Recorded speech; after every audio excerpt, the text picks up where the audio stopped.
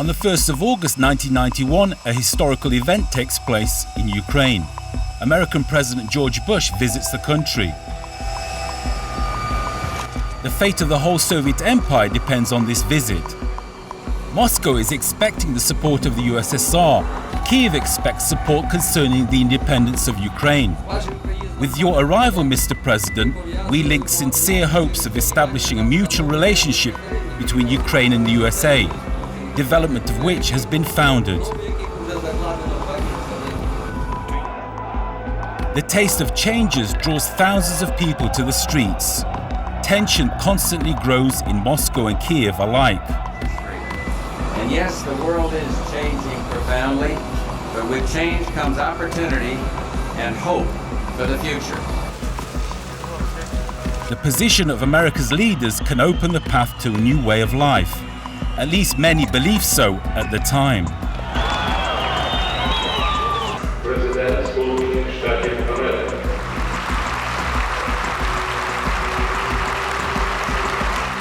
19 days earlier, the revolution in Moscow took place. 3.5 weeks before this, Ukraine proclaims its independence.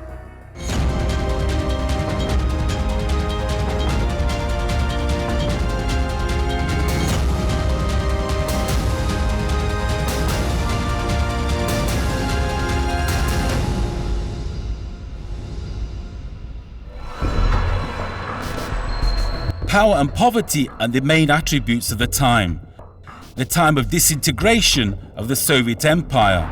Once mighty country is ripped apart by uncontrollable events at the end of the 1980s. Nationalist Democrats, all of us were waiting for this moment. You could feel it when I worked in the Soviet Union's parliament.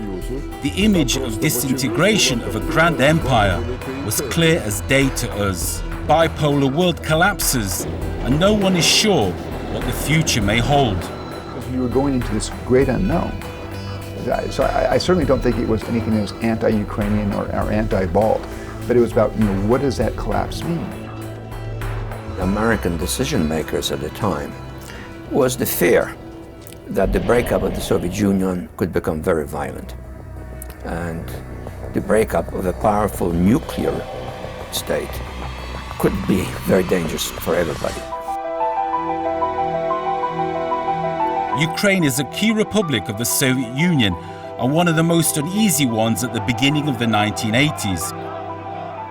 The loss of Ukraine is equivalent to the death of the USSR, and so Michael Gorbachev desperately tries to appease rebel sentiment.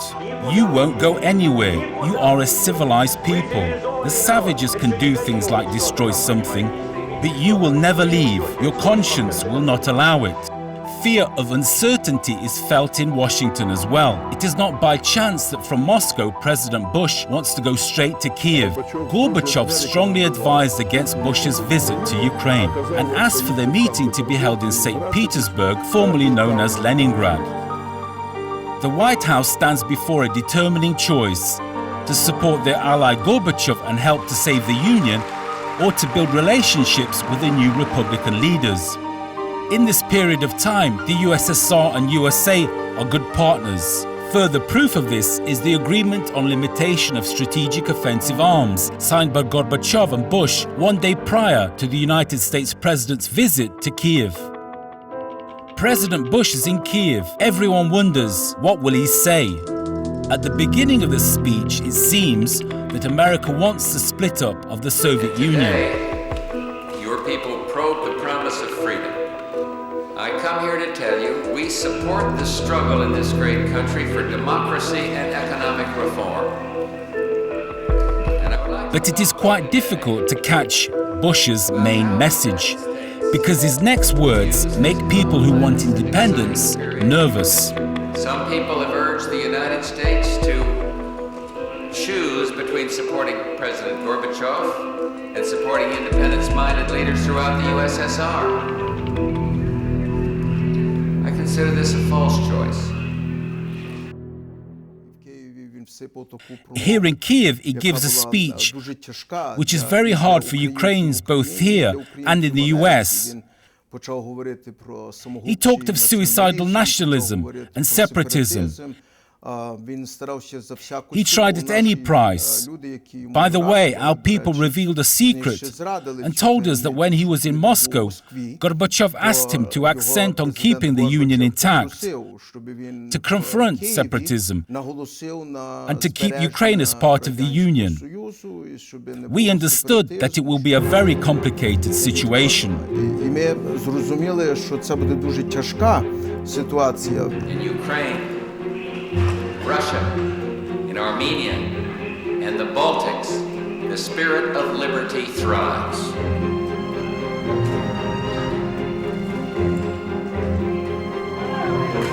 But freedom cannot survive if we let despots flourish, and yet freedom is not the same as independence. Americans will not support those who seek independence in order to replace a far-off tyranny with a local despotism. They will not aid those who promote a suicidal nationalism based upon ethnic hatred. At the airport, Bush says "Spasibo" and leaves for the States on the same day.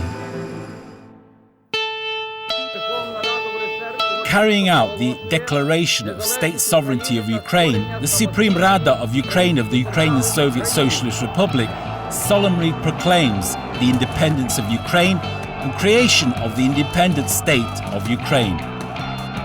It only takes 24 days after Bush's visit to realize that nobody can stop the transformation of Ukraine and of the entire USSR.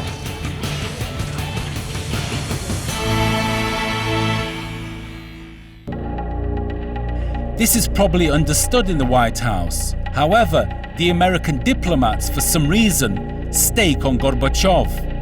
Is this a vital error or a refined geopolitical game? Коли я зустрічався з Бушем в 96-му році, у нього вже в Техасі, він вже був. When I met with Bush in 1996 in Texas, he was retired. He asked all about Ukraine, but he never mentioned his Kiev chicken speech because it was hurtful to him, and it was said that he had unpleasant associations related to this speech because he missed awfully. He gave the speech, and in a few days, the revolt of SCES takes place. Ukraine proclaims independence, and nothing goes according to America's wishes. So I think it was a sense of, again, the unknown that was intimidating, and frankly also because all of the experts had been so wrong. And so they were not prepared. I think all of the Sovietologists just did not allow for this possibility to come about. And so when it came about so suddenly, it took a while to accept and get a sense of how to deal with it. The American diplomatic machine is on hold. Few understood how to act. Ukraine has allegedly proclaimed independence, but it is not yet independent. And whether it will be so in the future was a big question in August 1991. And if you go back to the early 1990s, I mean, there were, at the time, there were serious doubts, would Ukraine manage to survive as an independent state? There was even one American intelligence community report that said Ukraine a nation at risk, and said, will there be a Ukraine as an independent state in 5 or 10 years? America's doubts are not groundless. It's not the first time in the 20th century that Ukraine declares its independence and asks America to recognize it. The first attempts to get the support of the USA started as early as 1917, when Ukrainians of the so-called first wave of immigration began to arrive in the United States.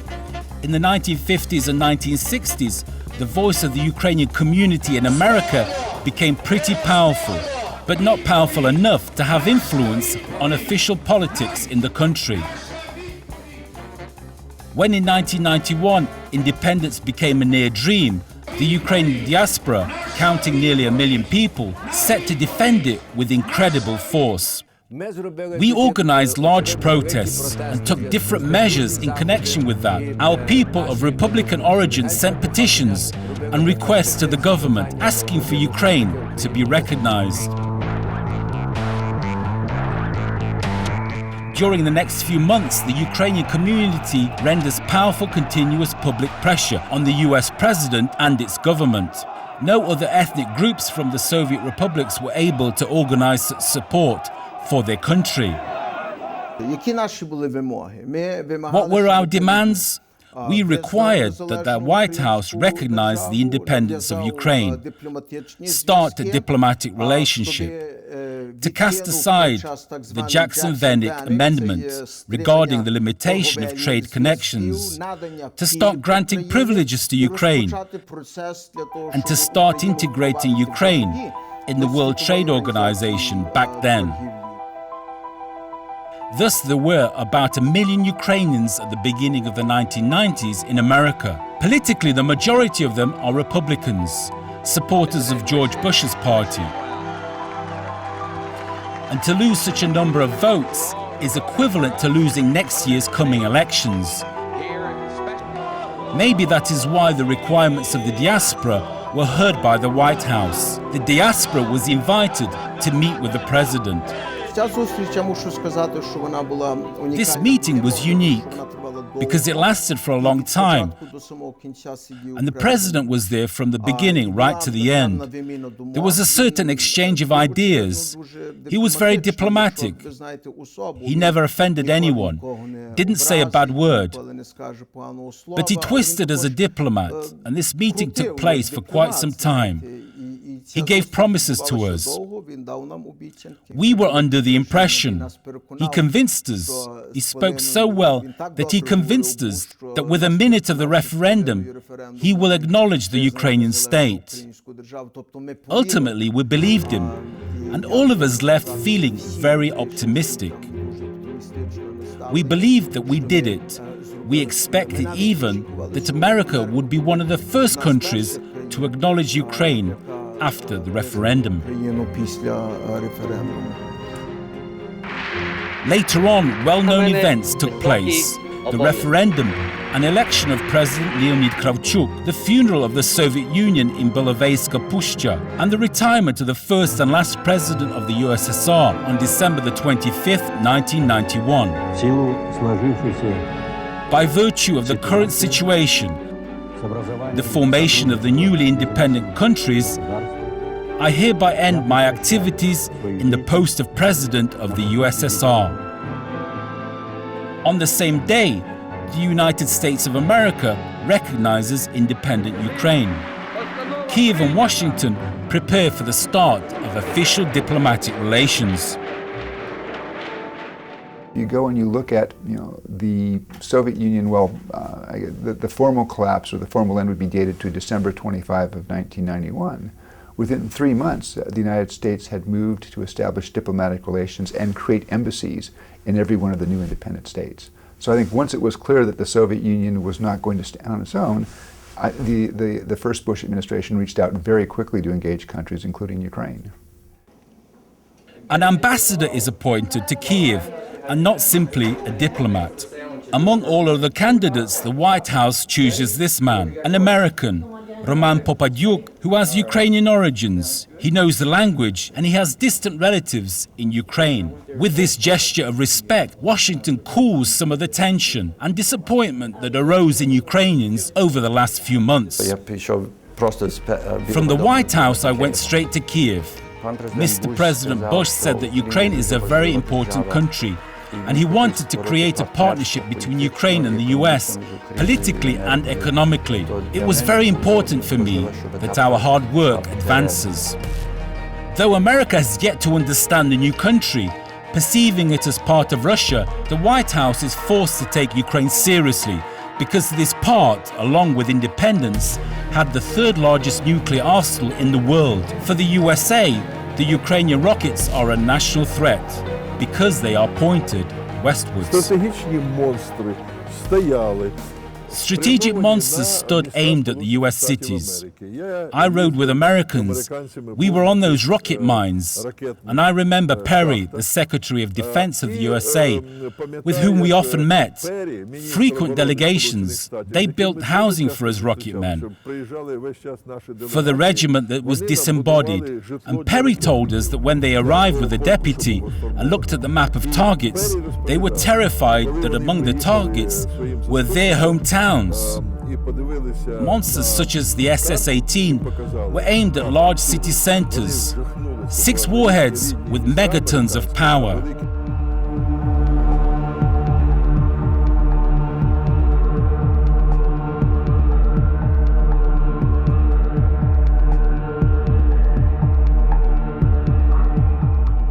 It is obvious why the American diplomatic machine literally attacks Ukraine with full force in the gust to disarm it, and naturally it generates resistance.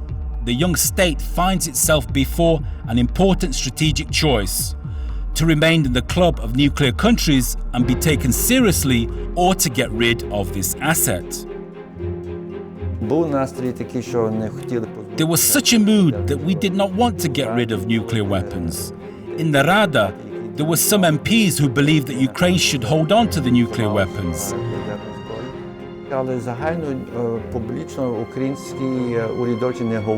But generally, Ukrainian government officials did not talk frankly about Russia, that it needed to have a nuclear weapon against Russia.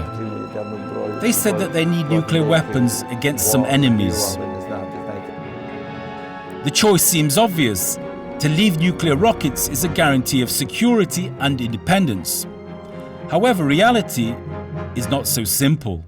The diplomats of the young Ukrainian state understood back then that Ukraine will not be able to retain and serve a nuclear arsenal. We did not plan a war against the United States, and the range of these weapons is 10,000 kilometers. And the management center was in Russia. Without management, it could not be aimed at anything at all. Now in the world ocean, there were ships that pointed rockets and aimed. And that's why there was not a single reason for us to leave this weaponry. Well, even this, Ukraine had no authority to disarm a warhead because Russia had a copyright on it.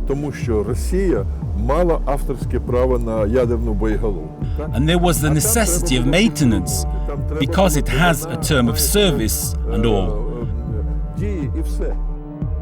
It is known that American diplomats protect their national interests in every possible way.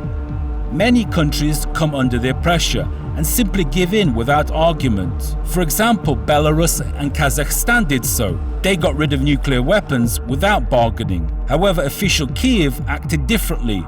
They decided to do everything possible to get the best out of the nuclear concession. And because of this, it was quite difficult to work out a relationship between Ukraine and the USA in the first years of independence. I was very much involved in those negotiations. I think in retrospect that Washington probably made a mistake in 1992 and the first part of 1993 in that we focused so heavily on the nuclear weapons issue that we failed to create confidence in Kyiv that there would be a relationship once the nuclear weapons issue was resolved. Only in time will Washington understand that a special approach is needed towards Ukraine. In fact, it is not simply a new country, but a strategically important state bordering Europe and Asia. Washington overestimates the geopolitical role of Kyiv on the continent and offers partnership, not dictate. This takes place under the new president of the United States of America, Bill Clinton. Only then are the nuclear tensions gradually decreased. If Ukraine were to show non-cooperation and refuse to give up the nuclear weapons, it would be ostracized. We would grow to be treated like North Korea, which would bring nothing to our people.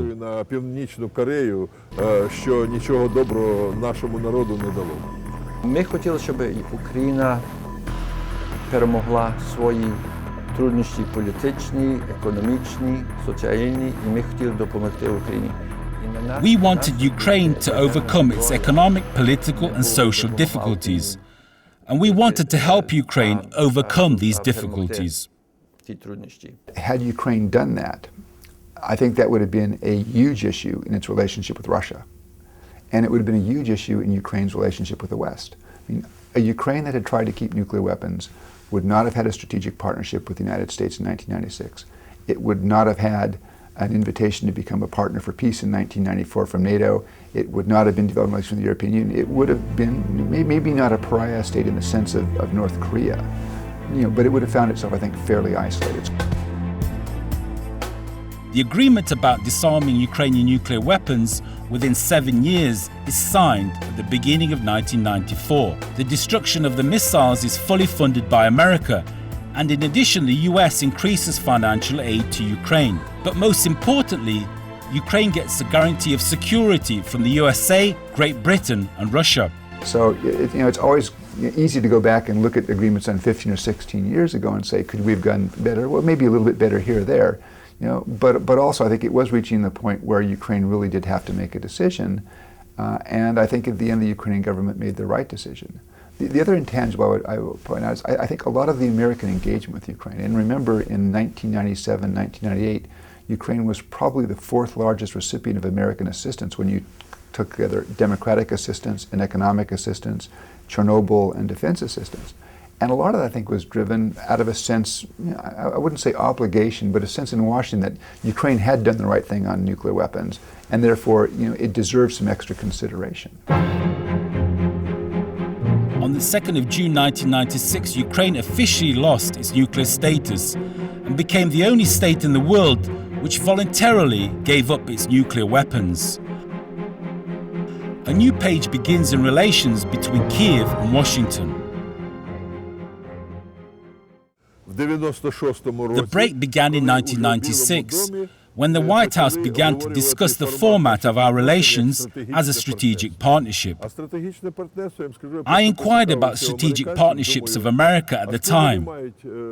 I asked a high-ranking official from the Security Council. He told me that Canada, Mexico, Poland, Israel, and Egypt are the only countries with a strategic partnership with the United States. And Ukraine became a very important factor in our relationship, and the level of relationships rose significantly.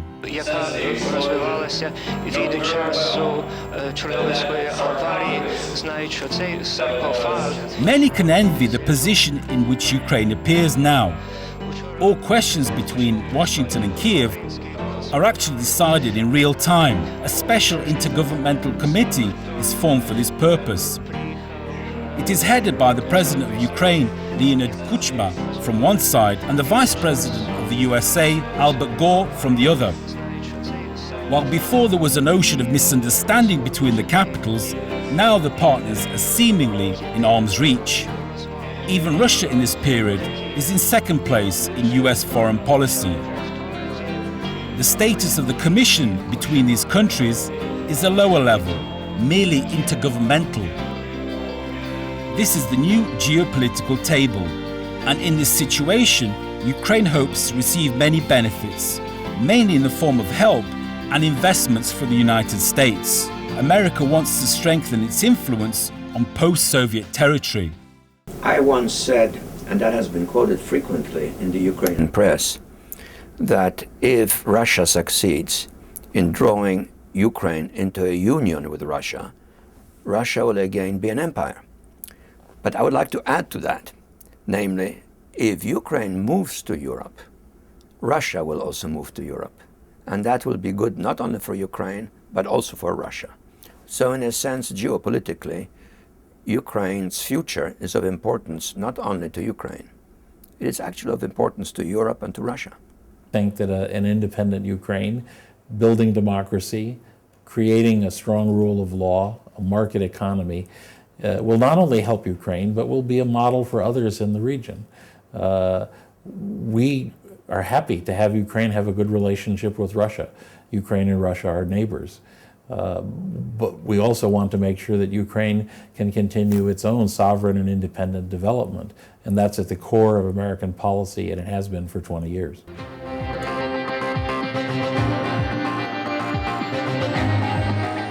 The Ukrainian-American relationship brings concrete results. International financial institutions like the International Monetary Fund, World Bank, European Bank of Reconstruction and Development gladly give loans to Kiev. Financial help is rendered to Ukraine, and foreign investors are attracted. By the end of the 1990s, a young country gradually comes out of prolonged economic crisis. We don't have an exact number because the funds come from a variety of areas. I think the overall USAID assistance is somewhere in the $1.7 billion range. But you see, we also get money from military assistance. We've provided assistance for law enforcement, and those come from different funds. The bottom line is it's a substantial amount of money. I think the generosity of the American people is an illustration of the importance we attach to this country and the importance we attach to our relationship with the Ukrainian people. But the status of America's strategic partner also puts obligations on Ukraine in many ways. Ukraine is expected to undertake decisive economic and democratic reforms and the overcoming of corruption. However, Ukraine was unable to follow this path quickly and painlessly. This became clear after the presidential election in 1999. The election was not a horrible election. It was not a Central Asian election, but it wasn't what we'd expected from Ukraine at that time. And we had made our concerns known to the Ukrainian government privately in September, and then in the second half of October of 1999, when the problems continued, we felt that we had to speak out publicly because the United States does have a certain interest in seeing democracy promoted. But so I think in the end, though, I mean, it was an election that created a bad image. At this time, there were leadership changes in Russia, and with this change, step by step, Moscow proceeds with its geopolitical ambitions, and Kiev begins to return to the zone of influence. Ukraine is predisposed to development in the standards of Asian democracy and seduced by economic profits from metals, gas, and other spheres. By the way, I'll never forget what Clinton said to our representatives. If you have any influence on the development in Ukraine, have Ukraine do everything possible to gain independence from Russia concerning energy, because Russia will use it as a weapon against Ukraine. And we see today that there really are such moves from the side of the Russian Federation. At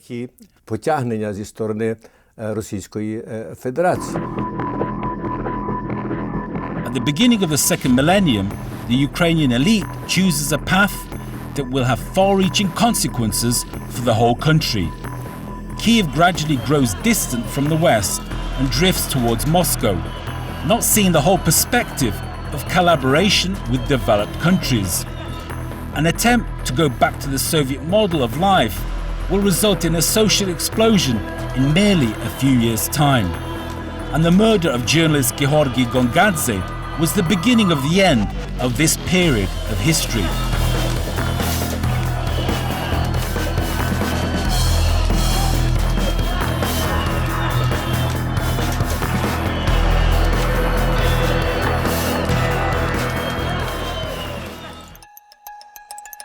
Leonid Kuchma is suspected of giving the order. The main proof of his guilt is the recordings which were made by a security guard of the country's leader in the president's office. However, together with these tapes, other conversations from the first office of the country are made public. On them in particular, he talks about the sale of the Ukrainian radio location radar system Kolchuga to Iraq, disregarding United Nations sanctions. The trust between Ukraine and America totally collapses. Yeah, the U.S. government was very careful, and this was the case when we had a recording in which President Kuchma was heard to agree to the sale of the Kolchuga radar to Iraq. We were very careful to say that we did not know whether the Kolchuga radar had in fact been transferred to Iraq, but we were concerned about the fact that this had been authorized. And again, you have to remember the time. I mean, this was before the second war with Iraq, but at the time there were still, under UN authorization, American and British pilots flying over Iraq. And the Kolchuga was potentially a threat to them. And that did have a big impact. They were the initiators of banning Kuchma from the international community, because the story with Kuchuga simply angered them. They were like an enraged bull. At that time, I was in Canada, not in the US, but I was called and told, as you can imagine, our airplanes will fly, and your Kulchugas will take them down.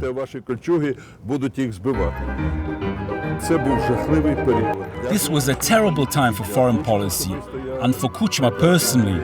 I perfectly understand why, when he went to Prague, he was seated somewhere in the back via the Chinese alphabet and not the Latin one. Those were very sad times. Neither sending Ukrainian peacemakers to Iraq nor the fact that Kulchuga will never be found can improve mutual relations between Kiev and Washington. Ukraine will succeed in correcting the broken dialogue with America only in a couple of years, but not through politicians, which proved their incompetence. The Ukrainian people turned out to be the best diplomats in this critical situation. They showed the whole world their will to live in a different country with different values. I think Ukraine's civil society has grown enormously and has matured. And in some ways, I feel that it is often ahead of its political leadership.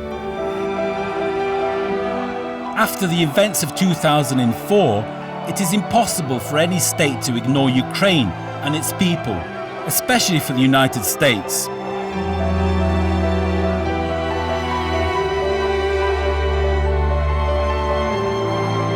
And I also believe that Ukraine's independence is secured by the changes that we've seen in Ukraine's civil society. It is standing up for itself. And we've seen that, we saw that not only with the Orange Revolution, but we're also seeing it now as it interacts and promotes its vision for itself in Ukraine. The highest point of American-Ukrainian relations of the past decade was 2008. In Kiev, US President George W. Bush arrives to support Ukraine's course of NATO integration. He calls for Ukraine and Georgia to give a plan regarding joining the Union of Security. But even with such support, Kiev is refused at the NATO summit in Romania. From one side, this is done because of France's and Germany's position. They are good partners with Russia, and most importantly, because of a lack of a common view on this matter within the political elite in Ukraine. The political elite are yet again unable to take advantage of the people's achievements. There was, I think, in 2005, a lot of hope about Ukraine and a huge opportunity. And for a variety of reasons, which I think historians will sort out, I think Viktor Yushchenko and the other Orange leaders did not take advantage of that moment. Maybe they focused on the wrong issues. One of the problems, I think, was a certain incoherence in the government, and part of it gets down to, and we saw it in 2005, we saw it again in 2008 and 2009, was the inability of the president and Yulia Tymoshenko to work together. I think, had they been able to work together, they could have achieved a lot more, but the infighting, set them back, and it set Ukraine back. I think the difference, perhaps, as I look at the history of the United States and Ukraine, is that the United States was fortunate that it had a group of founding fathers who, despite some serious differences amongst them on key issues, were united on key principles upon which they agreed about how to build this new country. And that, unfortunately, had been missing in Ukraine, and perhaps in some ways continues to be missing to this day. After 2008, in the world's diplomatic circles, Ukraine is ironically called the state of eternal prospects. Kiev gradually appears on the backyards of United States foreign policy strategy.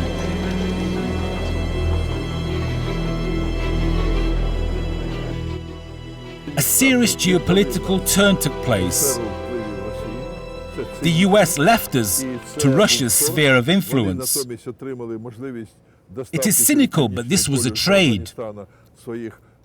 They got the possibility of delivering military equipment through the North Pole to Afghanistan through Russia's territory and the airfields of Kyrgyzstan. They got assurances that Moscow will help with Iran, although I am convinced that Moscow will not do this.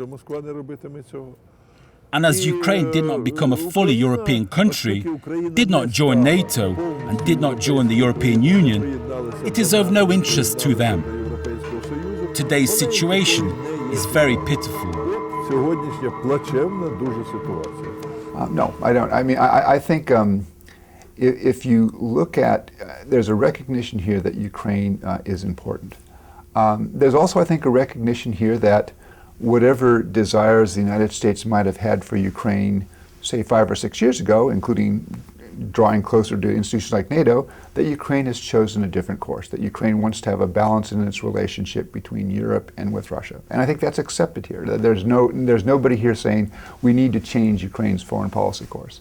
But it does get back to this issue of democracy. And I think if you hadn't had these problems, I think that there would have been a much more significant level of engagement between Washington and Kyiv. Within the last 20 years, Ukraine went a long way from totalitarianism. Kyiv aims for democracy, but of course there are complications, and a lot depends on the way diplomats and politicians behave today. For instance, will Ukraine become a competent leader and an example for other countries in the region, just like Poland was at one point? Will it save the achievements of the last 20 years and not succumb to dictatorship and despotism? The relationships between Ukraine and the world depend on this choice, and consequently the future of a 45 million country in the east of Europe. Nobody wants to isolate Ukraine. On the contrary, the United States' vision for Ukraine is a Ukraine fully embedded in the European system. Ukraine itself has expressed an interest in closer ties and potentially eventually membership in the European Union. We have seen over the past 20 years, really over the past 50 years, that European nations can really prosper by cooperating and embedding themselves in this integrated system. The more isolated countries are the least successful, and the more integrated cooperative ones are the most successful. We think that's a vision that Ukraine's leadership has, and we certainly share it for Ukraine. So Ukrainians have to be alert, because they can make all sorts of declarations about wanting to join Europe. But if Ukraine becomes an authoritarian state in which there is censorship, political pressure on political opponents, exploitation of national wealth for narrow personal advancement, there's no chance of Ukraine then joining Europe, because Europe will not want such a Ukraine. So it's up not only to the Ukrainian government, but it's up to the Ukrainian people, who are an intelligent, well-informed people. No matter what the situation in Ukraine, you can be sure that the United States will continue to cooperate with it, because Ukraine is a key state of Europe. No matter who comes to power, Washington will not lose interest in Kyiv, because a powerful Ukrainian lobby was formed in America throughout the years.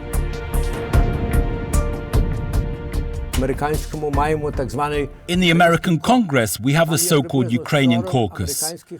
There are approximately 40 American congressmen, 2 of whom are of Ukrainian origin, that take interest in Ukraine's problems. And when we have any problems, we call them, and they bring these issues up in our Congress, with either the speakers of the department or the president, or at the level of the military department.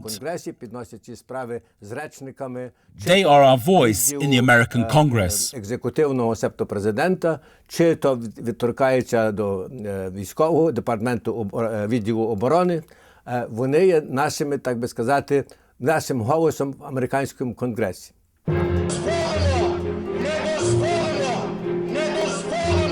Presumably, no single former republic of the Soviet Union has such an influential lobby in American politics. It is sufficient to remember how much pressure was put on the government and president of the country during the recognition of Ukraine as a free country. Another example is the abolition of the Jackson-Vanik Amendment, which limited trade with Kyiv for over 30 years. Mentioned Jackson Vanik. That was a very concrete example that had been undecided for many, many years, and yet everybody agreed that it should have been taken care of. As a result of our policy dialogue program, we built a coalition that was co-chaired by Ambassador Pfeiffer and Miller, and we put together a coalition of over 300 organizations, not only Ukrainian American organizations, but Jewish American organizations and others who supported the idea of getting rid of Jackson Vanik. And in this regard, I must make a mention. During the years of independence, Ukrainians surprised the world repeatedly with an amazing ability to fight for change peacefully during some of the most difficult moments in their history. But just as often, we baffled the whole planet by ignoring great opportunities for improvement. These are probably common attributes in the development of any young country. Our relationship with the US is like a cardiogram of a heart patient. There are some falls and pauses with the absence of any pulse, with jumps, etc. Because there were very critical moments in our relations, but there were very grand and very rich moments which greatly inspired us here in Kyiv.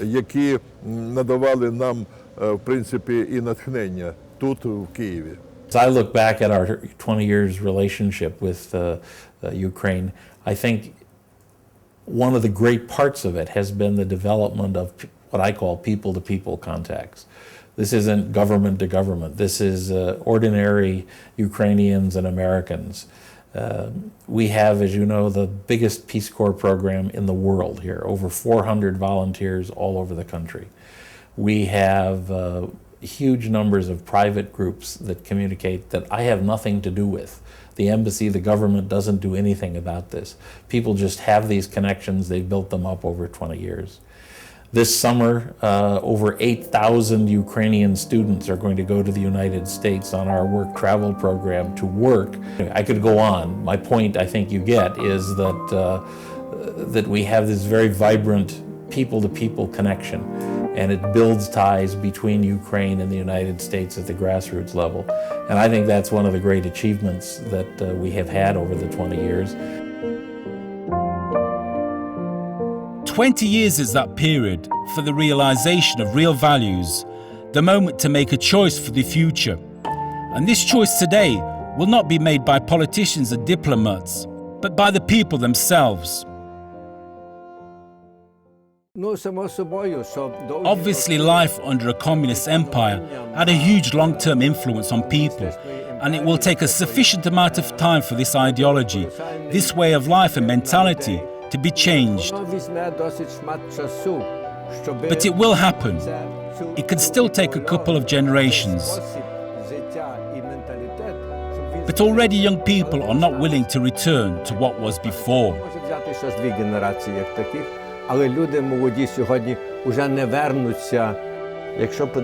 If you look at the history of my country, America is only 235 years old. It didn't take one night, not even 10 or 20 years, to create a strong, mighty state. This is an ongoing process, and the Ukrainian people must be patient. I think Ukraine can have a bright future. It has immense natural resources.